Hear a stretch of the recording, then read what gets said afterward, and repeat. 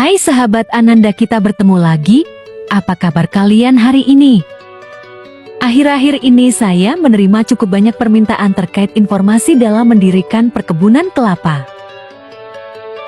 Meskipun saya ingin menulis liputan komprehensif tentang semua aspek yang terlibat dalam membangun perkebunan kelapa, ini akan menjadi usaha yang sangat besar dan sesuatu yang tidak dapat dicakup hanya dalam postingan blog. Sebagai gantinya, saya akan memberikan beberapa dasar untuk memulai perkebunan kelapa baru, elemen biaya utama, dan persyaratan manajemen tenaga kerja. Baiklah kalau begitu, mari kita mulai. Ada beberapa tahapan penting dalam upaya membangun perkebunan kelapa yang sukses. Sekarang, banyak orang mungkin berpikir, apa yang begitu sulit? Cari saja kelapa yang berkecambah, gali lubang, dan tanamlah. Nah, cara itu bisa berhasil jika yang Anda inginkan hanyalah pohon kelapa, atau jika kelapa dimaksudkan sebagai tanaman hias. Namun untuk perkebunan kelapa yang subur dan berproduksi, diperlukan perawatan dan pertimbangan ekstra. Seperti yang akan dikatakan oleh setiap petani yang serius kepada Anda. Mendapatkan bahan tanam yang tepat sangat penting untuk keberhasilan atau kegagalan produksi tanaman. Hal ini bahkan lebih penting jika menyangkut tanaman pohon tahunan seperti kelapa.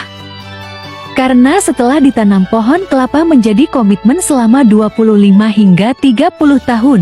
Bahkan jika seseorang bersedia memperbaiki kesalahan penanaman, itu akan memakan waktu 4-5 tahun sebelum masalah produksi tanaman yang serius terdeteksi.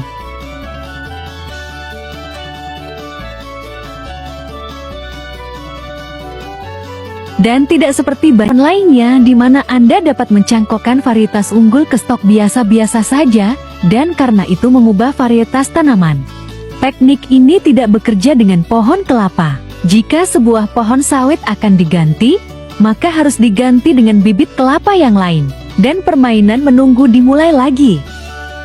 Jadi, saya harus menekankan hal ini. Perbaiki bibit kelapa Anda. Ini akan menyelamatkan Anda dari banyak sakit kepala di kemudian hari. Langkah 1, memilih varietas yang tepat. Ada banyak sekali varietas kelapa yang tersedia bagi petani di daerah tropis, tetapi secara garis besar, mereka dapat diklasifikasikan menjadi 3 kelompok umum: tinggi, hibrida, dan kerdil. Setiap kelompok memiliki kelebihannya masing-masing, dan setiap kultivar dalam kelompok tersebut memiliki keunikan tersendiri yang menambah nilai ekonominya.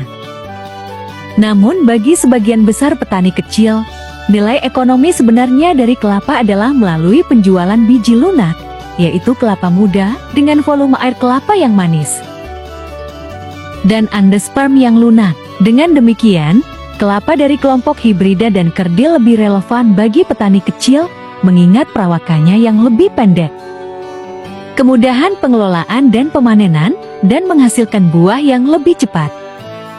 Di Malaysia, varietas hibrida yang paling populer adalah kelapa hibrida mata. Pemate AG adalah varietas kelapa multiguna, menjadi varietas yang baik untuk menghasilkan kacang yang empuk, serta kelapa tua untuk produksi santan. Serat sekamnya juga padat, sehingga cocok untuk produksi sabut. Pasokan bibit dapat diperoleh dari Dinas Pertanian.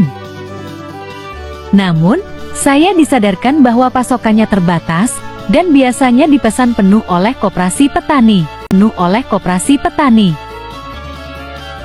Varietas hibrida populer lainnya adalah kelapa hibrida mawar. Namun produksi bibit terbatas, karena MATG sudah cukup banyak menggantikan MAWA sebagai varietas kelapa premium. Namun, terkadang Anda bisa mendapatkan bahan tanam dari DOA jika Anda beruntung. MAWA tidak menghasilkan kelapa yang sangat besar atau kacang lunak dengan volume air kelapa yang sangat tinggi, namun menghasilkan santan dengan kualitas dan kuantitas yang tinggi, yang juga sangat harum dan manis. Tapi kelapa premium pilihan untuk produksi kacang empuk di Malaysia berasal dari varietas dwarf, The Aromatic Green Dwarf, alias kelapa pandan. Seperti namanya, air kelapa manis sangat aromatik, dengan kemiripan yang kuat, dengan aroma daun pandan yang ditumbuk ringan. Kacang berukuran sedang memiliki volume air kelapa yang baik, berkisar sekitar 600 ml per kacang, dan endosperma lunak memiliki konsistensi seperti jeli yang bagus. Varietas premium ini memiliki harga ex-farm yang sangat tinggi, berkisar sekitar Rp2,5 untuk kacang ukuran besar. Harga eceran seringkali mencapai Rp6,0 per kacang, bahkan di warung pinggir jalan dan rumah makan. Mungkin karena popularitasnya, sulit menemukan bibit dalam jumlah banyak dari satu sumber.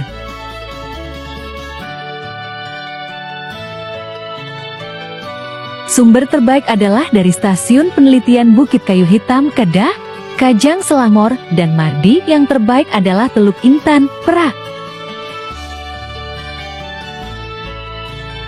Yang lebih umum, dan bahkan sering tidak disukai, adalah varietas Malayan Dwarf. Ada dua varietas, Malayan Red Dwarf MRD dan Malayan Yellow Dwarf MYD. Keduanya terlihat sangat mirip. Kecuali MRD menghasilkan daun dengan rasi kemerahan atau oranye dan kacang merah oranye.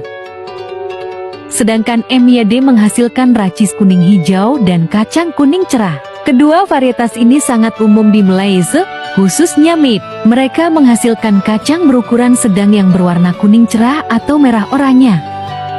Dan air kelapa keduanya berasa asam manis dan membawa aroma mentega kelapa yang samar. Endosperma seringkali lebih kencang.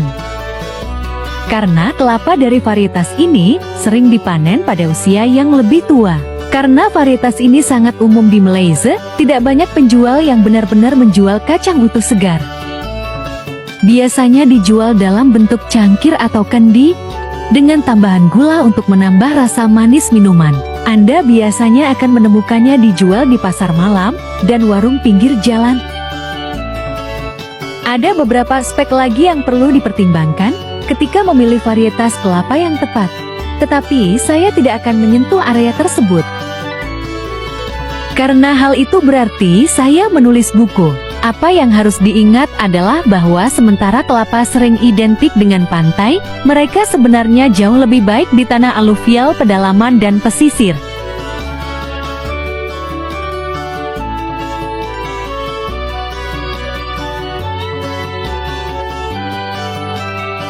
Bukan pasir.